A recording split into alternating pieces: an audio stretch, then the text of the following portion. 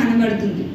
Actually ఇక్కడ క్షమించడానికి అక్కడ వాళ్ళంత పాపం ఏం చేస్తున్నారు అనేది మనం పరిశీలించినట్లయితే ఆ యొక్క ముందు రోజు నుంచి కూడా ఆయన కన్నిటిని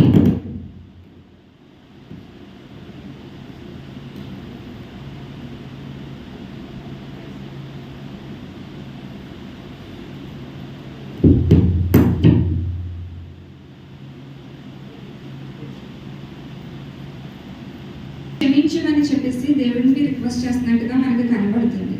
అయితే ఎవరిని క్షమించమని అడుగుతున్నారని అంటే కనుక అంతకు ముందు రోజు ఏమైందండి, ఆయన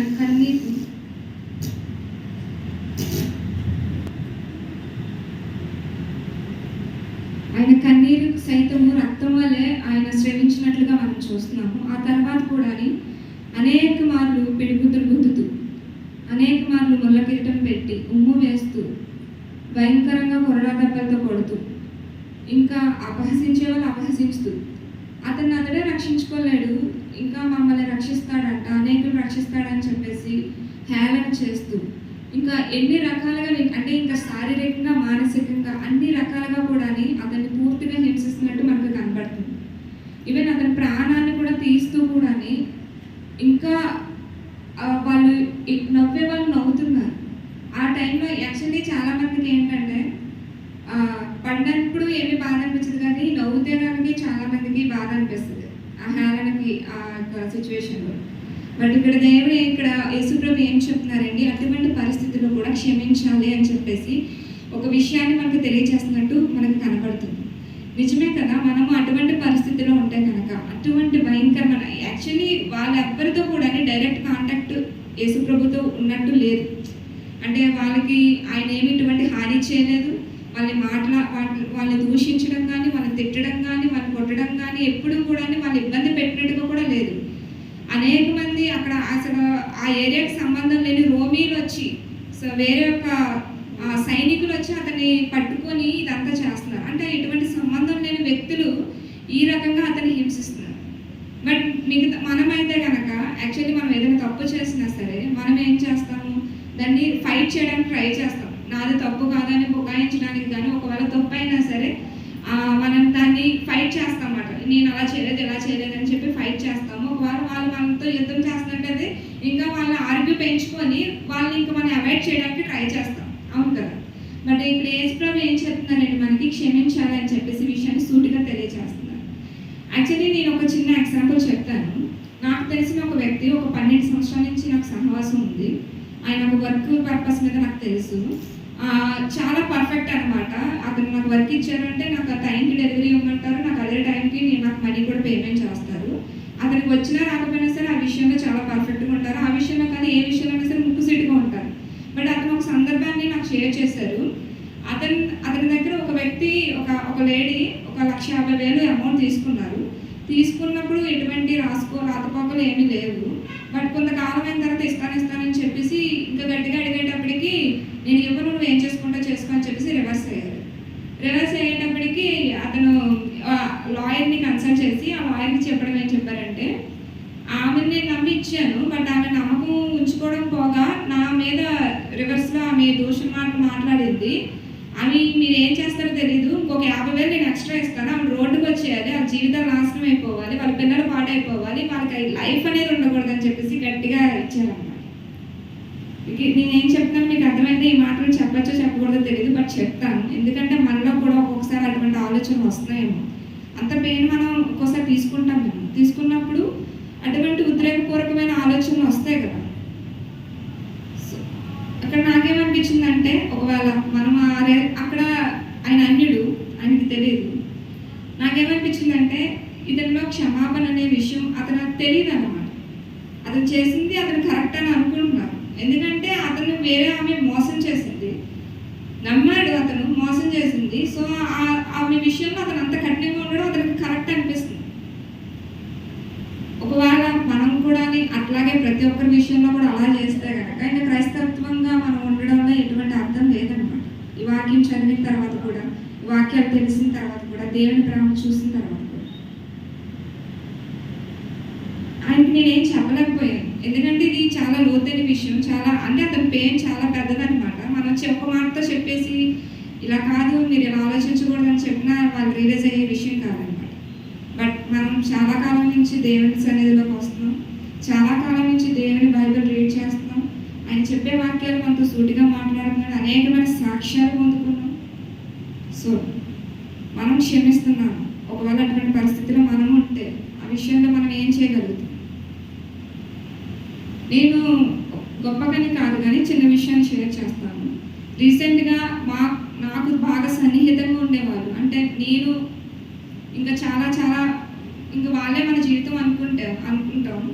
అటువంటి వాళ్ళు మనం చాలా భయంకరంగా హేట్ చేస్తున్నారు అనమాట. మిస్అండర్స్టాండింగ్స్ అని చెప్పచ్చు.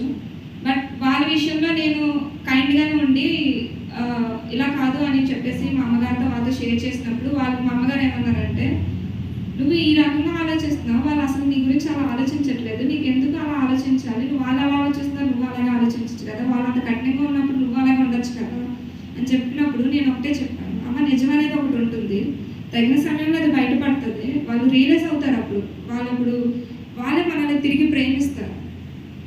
అప్పటి వరకు మనం వెయిట్ చేయాలి ఓపిక, అంతకు మించి మనం చేయగలిగేది ఏమీ లేదు. వాళ్ళు అలా చేస్తారని చెప్పేసి నేను అదే రీతిగా ఉంటే ఇంకా నేను తెలుసుకున్న దాని విషయంలో ఎటువంటి అర్థం లేదు. సో నేను నాలాగే ఉంటాను అని చెప్పేసి చెప్పాను. అది అంటే క్షమాపణ విషయం గురించి నేను చెప్తున్నాను అనమాట. సో చాలా విషయాలు మనకి అసలు మనం ఏ రీతిగా మనం ఎటువంటి తప్పు చేయము, బట్ మనం బ్లేమ్ అవుతాం, మనం అక్కడ ముద్దాయిగా ఉంటాం అనమాట. అయినప్పటికీ కూడా ఓపికగా ఉండాలి, అప్పుడే కదా మన విశ్వాసాన్ని మనకు అది యాక్చువల్లీ నిజమైన పరీక్ష అనమాట. దేవుడిచ్చే పరీక్ష అనమాట. నువ్వు తప్పు చేసి నువ్వు శిక్ష పొందుకుంటే పెద్ద విషయం కాదు, కానీ నువ్వు తప్పు చేయకుండా శిక్ష పొందుకున్నప్పుడు సో అప్పుడు నువ్వు నిలకడగా నిలబడితేనే అది నిజమైన క్రైస్తత్వాన్ని లేదా నిజమైన విశ్వాసాన్ని నువ్వు చూపిస్తున్నావు. అప్పుడే కదా నువ్వు దేవుని బిడ్డ అవుతావు.